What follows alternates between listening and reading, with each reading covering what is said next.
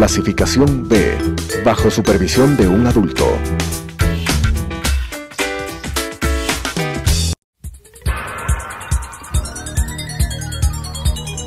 Las opiniones vertidas en este espacio por la producción y dirección del programa son de exclusiva responsabilidad de sus autores y de quienes intervienen en ellos.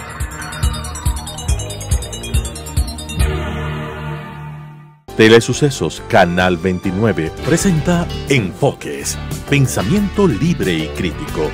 Día a día buscaremos diferentes visiones para la comprensión de la realidad del tercer milenio. Enfoques, un espacio que une noticia, análisis y opinión. Bienvenidos. Gracias por estar con nosotros aquí en Enfoque. El día de hoy tenemos como invitado al doctor Juan Francisco Ospina, un jurisconsulto que es experto en varios temas, derechos humanos, tema de aeropuertos y una serie de elementos que esperamos nos ayuden a aclarar la situación que vive el país. Doctor Ospina, fuera de micrófonos yo le preguntaba cuán grave es que tengamos o no tengamos Corte Constitucional. El Ecuador, de acuerdo a la Constitución aprobada en Montecristi, es un Ecuador que apunta a ser un Ecuador constitucional, por lo tanto es la corte más importante del país. ¿Por qué razón es importante para quienes no somos jurisconsultos? Buenos días, gracias por la invitación. Un especial saludo a los televidentes. La Corte Constitucional es el mayor organismo encaminado a un objetivo primordial. ¿Cuál es? Garantizar el Estado de Derecho. Ese es el principio fundamental que tiene que cumplir la Corte Constitucional. ¿Qué significa garantizar el Estado de Derecho? Voy a hacer las preguntas más simples para que las personas todas podamos entender. Garantizar el hecho de que vivamos en democracia con diferentes funciones como son la legislativa, la ejecutiva y judicial, con absoluta y total independencia. La Corte Constitucional tiene la capacidad inclusive de rever fallos de Corte Nacional. Tiene la potestad inclusive de interpretar constitucionalmente normas aprobadas por la Asamblea Nacional. Es decir, es fundamental. Sin la Corte Constitucional en nuestra estructura jurídica, que es romanística y escrita, no puede existir el Estado de Derecho. Pero en los últimos años, retomando lo que decíamos de la cuestión de Montecristi, ¿cuánto tiempo no hemos tenido la famosa Corte instalada? No tenemos la Corte instalada. Es rato no tenemos. Por supuesto. Pero a lo largo de estos últimos 10 años, ¿por cuántos periodos de tiempo, por A, B o C razones, no ha estado presente? Hemos tenido varios periodos de Corte Nacional, por ejemplo, cesante casi un año. Hemos pasado por periodos, si no me equivoco, desde el 2002 de Corte Constitucional inexistente, 3 meses. Estamos pasando por un periodo ilógico y para nosotros los abogados, por ejemplo, en libre ejercicio, le pongo un ejemplo práctico, se nos dificulta. Yo presento una acción de protección, una acción extraordinaria de protección sobre una sentencia ejecutoriada de la Corte Nacional. Y supuestamente los recursos constitucionales son básicos porque rige el principio de celeridad. Pueden resolverse en 8 o 9 años sin ningún problema, no los califican, no hay quien trabaje, porque no pueden resolver sin corte. ¿Cómo puede existir un país sin Estado de Derecho, con Estado de Derecho, sin Corte Constitucional? No se puede, es imposible. Pero el simple y común ecuatoriano dice, ¿para qué sirve si muchas veces no ha existido y no ha pasado nada? Yo pienso que hay que ser positivos, ser proactivos y pensar en el marco del deber ser. Y como jurista le digo, en el deber ser es imprescindible. En el ser práctico lamentable, la Corte Constitucional se ha convertido, especialmente en el último decenio, simple y llanamente en una forma política de hacer cumplir los mandatos del Ejecutivo. Así ha sido cuando hemos visto reformas constitucionales, legales o no legales, habría que hacer un análisis largo de eso, la Corte ha avalado. Cuando se han necesitado plebiscitos o consultas populares, la Corte ha avalado. Pero para cuando los periodistas o diferentes sectores de la comunicación hacían reclamos a la Corte Constitucional por la propia ley de comunicación, la Corte no respondía. O se tomaba meses de meses de meses. La Corte respondía políticamente a quien le eligió. Y si usted analiza caso a caso, paso a paso, quiénes eran sus exmiembros, se va a dar cuenta que todos tenían nexo político con el Ejecutivo o su mayoría. Entonces, ¿qué sucedía? Habían casos que convenía ponerlos de un costado, diferirlos, dilatarlos, otros resolverlos inmediatamente. Pero lo que más asusta, y le hablo no solo de la Corte Constitucional, de todos los operadores de justicia en el Ecuador, es la falta de capacitación que ha existido en los últimos 10 años. Pero uno puede hablar una falta de capacitación en una escuela o en una carrera jurídica, pero quienes lideran normalmente los organismos no son parte de eso.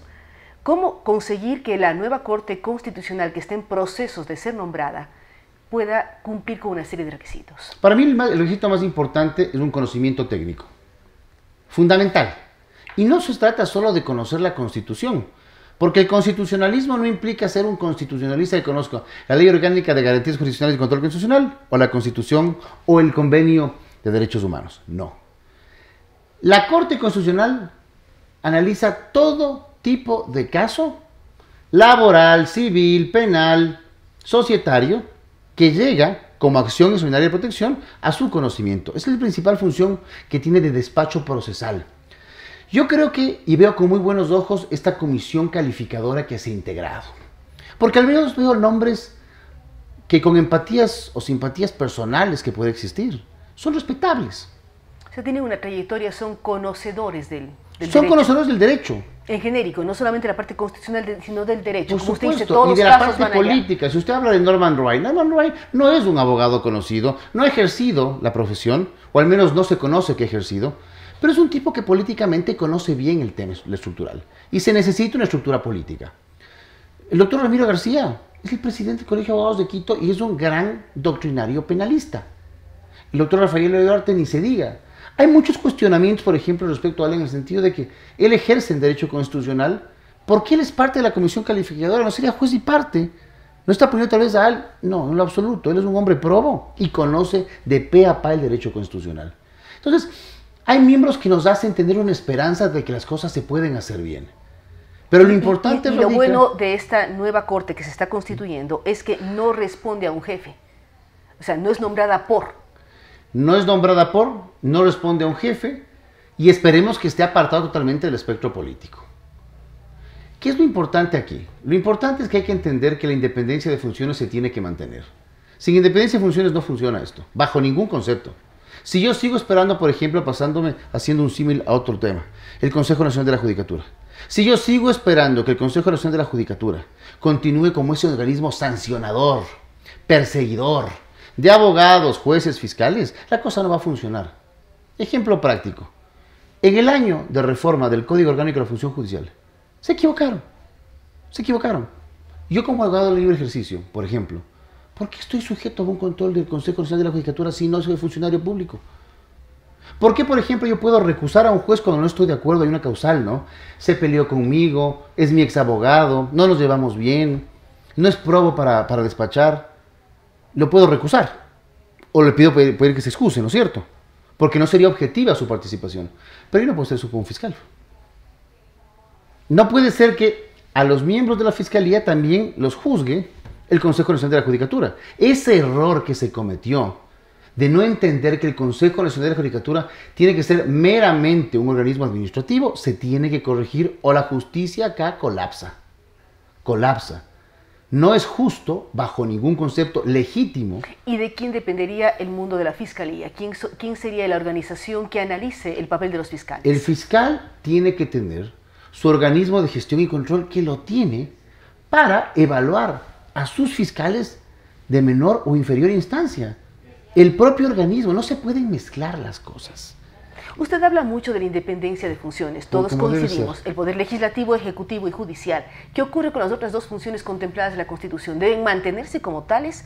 La famosa función de control social con el Consejo de Participación Ciudadana que se está discutiendo si se debe mantener o no, o la propia función electoral, ¿deben ser funciones como tales o solamente mantener las tres clásicas del Estado? Yo pienso que deben existir única y exclusivamente como funciones las tres. ¿Y las otras qué papel juegan o cómo tienen que jugar un papel de respeto y participación del ciudadano, no al nivel de función judicial, no al nivel de función legislativa, no al nivel de función gubernativa, pero sí pueden servir con gente proba para poder ayudar en la elección de las principales autoridades de control. Eso está bien. Pero lo que no está bien es que las ternas salgan de tres de esas. O sea, no, es como ser juez y parte. ¿Sí? O sea, son 27 personas en el caso de la Corte Constitucional. 9 enviados por el Legislativo, 9 por el Judicial y 9 por control y participación. ¿De qué estamos hablando? O sea, yo sé que pueden existir entre esos 27 personas grandes juristas, Primero Pero ¿cómo debería ser la elección de esos totalmente independiente del Consejo de Participación Ciudadana. Si usted me pone a elegir, ¿cuál sería el modelo que yo aplicaría? El modelo que aplican en otros países, ¿ya? Ejemplo, Perú. Es un organismo absolutamente independiente, experto en temas constitucionales, pero por fuera, directamente, de la legislación, de la gobernación y lo que tiene que ver con la función judicial peruana. Son organismos independientes de derechos humanos. Manda un delegado a la Corte Interamericana de Derechos Humanos, manda un delegado, por ejemplo, el BAR de Estados Unidos, la Asociación de Derecho de Latinoamérica y el Caribe que existe. O sea, 5 delegados que no conozcan a los delegados, que realmente les evalúen y que entiendan dos cosas. Porque para mí hay un problema grave inclusive en la norma, mi respetada señora Arteaga. Mire, la primera fase es pasar esa fase de procedibilidad que califica la comisión. ¿Son probos o no son probos? ¿Son honorables o no son honorables? Pero en base a qué yo puedo decir que alguien es honorable o probo. ¿Cuál es mi primer nivel de conocimiento o de capacidad de calificación? La mía, la propia, nada más. Eso no debe ser un requisito. Ejemplo práctico, si yo mañana salgo con usted y nos vamos a la función judicial, abajo a denuncias, y decimos que se robó X persona la Pinta, la Niña y la Santa María, le van a abrir una investigación previa, le van a pasar al patrimonio 4 y van a soltar a un fiscal después de una semana. O sea, no hay control en eso. Entonces, meten 5 o 6 denuncias y dicen, pero miren, si está ahorita siendo investigado preprocesalmente por la presunta comisión de un delito. Y le bajan la prestación, que es el criterio profesional que tienen las personas sobre otra persona. Eso no está bien. Yo pienso que ese no debería ser un requisito. Pero al mismo tiempo, si alguien es candidato a ocupar una alta función como esta, como la Corte Constitucional, y hay dudas sobre su proceder anterior, sobre si es una persona que ha cumplido con la norma, que ha acatado y no ha conculcado derechos humanos, si hay duda, mejor no debe ser candidato. O sea, ¿cómo equilibro las dos cosas? Es que la duda no puede ser una barrera para ser candidato. Pero si la duda se convierte en certeza de que hizo algo. La certeza es una sentencia ejecutoriada. Si no, estamos volviendo al ámbito de juzgar por juzgar. Pero si dudamos de la justicia, puede haber muchas denuncias presentadas y no hubo sentencia por determinadas razones. Si no hay sentencia, quiere decir que el Señor es santo. Todo juicio tiene que terminar en algún momento, ¿ya? Pero hay un principio básico. Se presume la inocencia antes que no se pruebe lo contrario. Entonces, esa presunción de inocencia es la que determina la barrera a creerme yo más probo o más moral que otra persona. No se puede calificar la moralidad en base a criterios dogmáticos. No nos olvidemos que estamos en un Estado de Derecho, y un Estado de Derecho que tiene base francés y romanística, donde lo escrito es lo que vale. Si es que en lo escrito dice constitucionalmente que se presume mi inocencia hasta que no se me demuestre lo contrario, nadie, ni el Consejo de Participación Ciudadana Transitorio, ni la función judicial, ni nadie puede a mí objetarme para presentarme a una elección. Usted ponía como ejemplo el tema norteamericano. Acabamos de vivir la elección de un juez en Estados Unidos, absolutamente polémico, porque su compañera de colegio denunció que había tenido agresión sexual. No había nada ejecutoriado, pero la señora dijo, cuando yo era jovencita no pude denunciar, ahora denuncio. El señor llegó a juez, pero todo lo que se levantó por presunción, no había ninguna sentencia. Y casi deja de ser juez. Pero ¿cuál es el problema? ¿Cuál es la diferencia? El sistema estadounidense es anglosajón. Las fuentes de derecho son distintas. Ahí prima la jurisprudencia y hay jurisprudencia sobre eso. Entonces hay normas sobre eso. En cambio, en nuestro sistema romanístico, el primer orden de temas, ¿cuál es? Simple y llanamente la ley escrita y la Constitución está por escrito. Pero yo voy más allá de eso, al criterio normal, lógico, humano, de respeto a la persona. Yo puedo creer, y escuchaba yo alguna entrevista que le hicieron al doctor Yarte en Teleamazonas sobre este tema precisamente, en el que él hablaba de que, cuando le preguntaron sobre la probidad o el honor, que puede haber un juez o un postulante con mucho conocimiento técnico, pero con ciertas mañas. Me asustó ese criterio, ¿ya? No sé qué considerarán lo que son mañas, ¿ya? A ver, si un niño o un joven aprueba un examen con ciertas mañas, que es copiar el examen, no puede estar. No puede estar, pues. Pero tengo que probar que copió. O que copió la tesis, o que plagió un tema. O que entró al rincón del vago y ahorita está sentenciado en la cárcel de la Tacunga. Sí, pero no precisamente por eso. Nadie objetó por esa razón. O por miedo. El rato que nos quitemos el miedo. El momento en que y si alguien tiene mañas ocultas y de pronto se convierte en una herramienta de chantaje, sería gravísimo. ¿Qué hay que hacer? Lo que hay que hacer es permitir que la Corte Constitucional evalúe su propio trabajo. Y si es que hay un juez que no es probo, mañoso, como estamos diciendo, mañoso, que pide dinero para sacar sentencias, ¿sí? Así de claro, hay que enjuiciarlo penalmente y donde debe estar, en la cárcel. Pero no podemos seguir creyendo que 6 personas, por más calificadas técnicamente que estén, sean las que puedan calificar la probidad de 27 postulantes. Ese no debe ser un requisito. Entonces, ¿cuáles deberían ser los requisitos? Esas 6 personas que deberían calificar Para mí, en los postulantes. Que es importante además la presencia de mujeres. Hay una buena presencia de mujeres. Por supuesto que sí. ¿Ya? Lo que tiene que acreditarse primero es la capacitación técnica. Segundo, la experiencia laboral. En el sector público y en el sector privado. Y se tiene que dar una evaluación de carácter psicológico. Que creo que eso sí se puede hacer. Eso es lo que yo pondría como 3 parámetros para elección. Los temas ya, reitero, de probidad u honor, están sujetos a sanción una vez que se compran mecanismos de regulación y control a quienes van a ser electos como nuevos jueces constitucionales. Es decir, esos 3 puntos serían los básicos para nombrar la nueva Corte Constitucional. Sí, es que tenemos que dejar de lado todo ese tema de la persecución. O sea, pero como también la nueva Corte Constitucional y el Poder Constitucional como tal, que es la máxima Corte del Estado, debe enseñar a la ciudadanía cuáles son sus funciones y la importancia que tienen, porque existe un desconocimiento. Me parece que puede haber una muy buena campaña de socialización. Hoy por hoy tenemos herramientas tan espectaculares como son las redes sociales. Y es necesario que se emprenda una campaña para que veamos la importancia que tiene en nuestras vidas, en los operadores de justicia, en el desarrollo del Estado de Derecho, la Corte Constitucional. Esta Corte tiene que nacer de cero, limpia. Y para que nazca limpia y continúe como tal, tiene que organizarse y entender que no son gente impoluta a la que no se le puede llegar, sino por el contrario, son servidores públicos que tienen que despachar. Uno de los problemas prácticos de la Corte Constitucional, ¿sabe cuál es? Que no despachan ni siquiera la admisibilidad de acciones de protección extraordinarias, por ejemplo, con la rapidez que es determinada. ¿Cuáles deberían ser los tiempos? Debería de haber unos tiempos, por supuesto, para que despachen, acepten. Por supuesto, tiene que haber, primero, hay un principio técnico que determina que no todas las acciones son admisibles. O sea, hay requisitos básicos para. Por supuesto. Esta es una buena, porque es una especie de cernidera para que no pasen acciones que no tienen lugar de ser. Acciones prescritas que realmente no están violentando en cuanto a la fundamentación jurídica y de hecho que plantea el abogado que las presenta, pero me parece que lo más importante es que se establezca la capacidad de poder tener más asesores jurídicos que les permitan despachar mejor.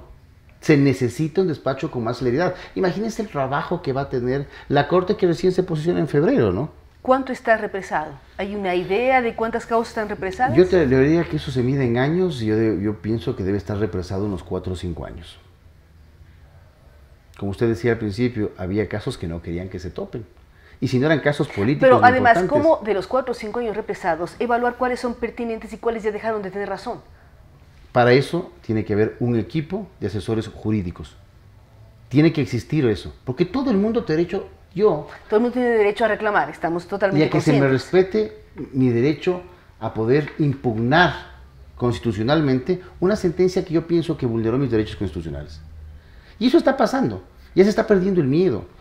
Otros recursos constitucionales como la acción de protección son muy efectivos. Esos son efectivos. El problema es que... ¿Cómo comprender y dimensionar lo que es una acción de protección? ¿Y en qué casos nomás uno puede presentar una acción de protección a la Corte Constitucional? No, la acción de protección no se presenta a la Corte Constitucional. ¿Ya? La acción de protección como tal se presenta en contra de un auto, en contra de una resolución, no sentencia, en virtud de la cual yo pienso que se me han vulnerado los derechos constitucionales. Ejemplo práctico, me llega una resolución de intervención a mi compañía de la Superintendencia de Bancos.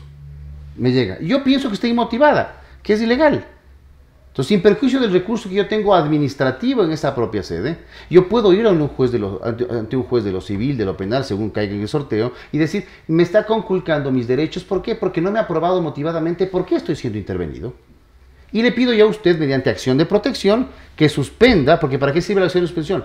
Para suspender o rectificar la presunta violación de un derecho constitucional violado. En este caso podría ser el derecho a la libre empresa o al trabajo, en este ejemplo que le planteo.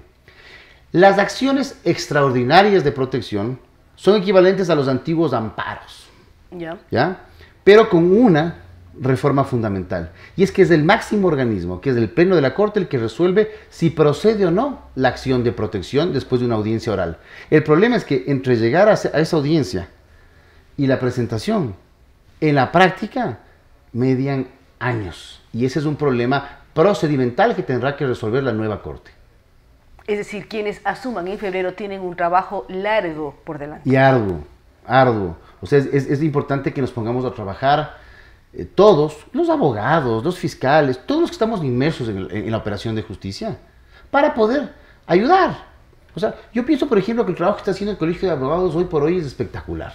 ¿Qué está haciendo el trabajo de abogados en esta área? Mire, ¿sabe qué? Estamos trabajando, Ramiro García, que es el presidente de nuestra institución, está trabajando permanentemente primero en la concientización de lo que es la Corte, de lo que no es la Corte, en diferentes áreas, penal, civil, laboral, COGEB. Ha habido tantas reformas y qué bueno es socializar. Qué bueno es que la gente que no es abogado entienda lo que es un recurso constitucional, entienda lo que es una casación, cuándo es posible, porque por ejemplo en el tema ejecutivo, de títulos ejecutivos, no hay casación y solo segunda instancia. Está haciendo un gran trabajo el Colegio de Abogados y se está por primera vez posicionando como lo que debe ser. Nosotros tenemos derecho a opinar en esto y creo que los espacios que hemos encontrado son bastante buenos. Esto de derecho a opinar y derecho a enseñar a la ciudadanía. Ustedes son los expertos y la ciudadanía tiene que saber qué pasa con el tema jurídico, legislativo y lógicamente para qué funciona cada organización de este sector en el país. Yo le doy personalmente las gracias al doctor Ramiro García Falconi porque él ha revivido al Colegio de Abogados. El Colegio de Abogados servía simplemente antes para quienes nos graduamos todavía siendo el Colegio de Abogados un requisito sine qua non para poder ejercer. Pero ahora no es un requisito sine qua non. Ahora ya no. Antes uno iba literalmente para renovar y pagar la renovación y para que en diciembre le den el pavo y la agenda. Así de crudo. Hoy por hoy tienen actividades académicas todos los días, hay presencia en medios, se pronuncia nuestro presidente, estamos bien representados.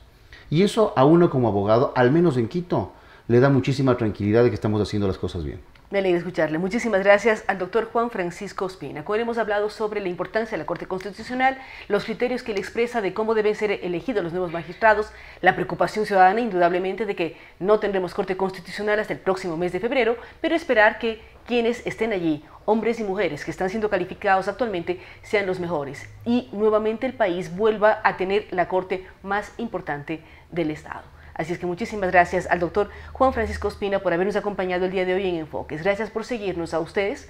Estaremos pendientes de sus comentarios y sugerencias a través de las redes sociales, tanto de Telesucesos como de Claudia Arteaga S. Nos vemos la próxima semana.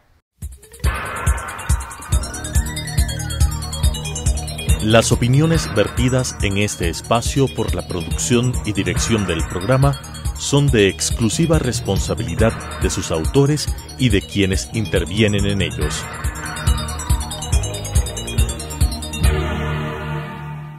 Telesucesos Canal 29 presentó Enfoques, pensamiento libre y crítico.